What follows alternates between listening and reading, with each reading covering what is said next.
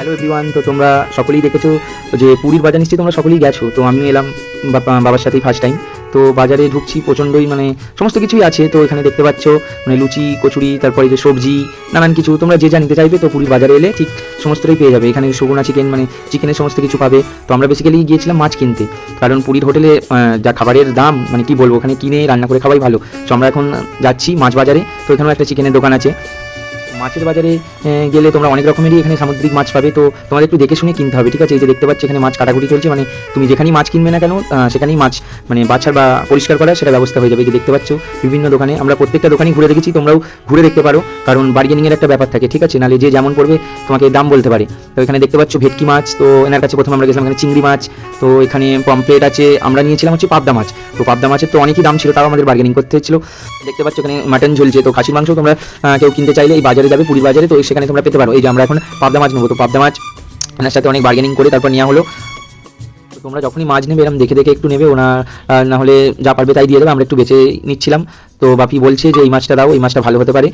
তো আমরা যেহেতু 7 জন ছিলাম, তো 7 পিস মাছ নেওয়া হয়েছিল।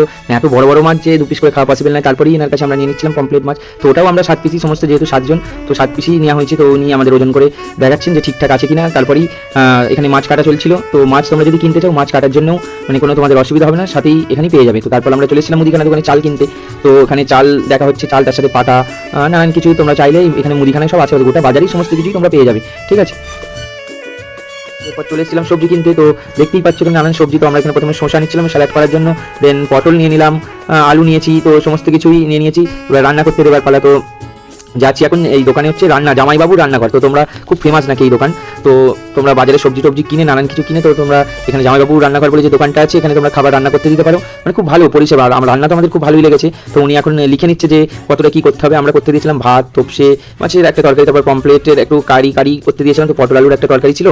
তো দেন একটু পাঁপড় কিনে দিয়েছিলাম, পাঁপড় মানে বেশ ভালোই। তো উনি আমাদের লিখে নিচ্ছেন যে, আর ফোন নাম্বার নিয়ে নিচ্ছে যে টাইমে আসতে হবে। তো তারপর এখানে আমরা কন্টেনার নিতে চলে এলাম, মানে খাবারগুলোও নিয়ে যাওয়ার জন্য।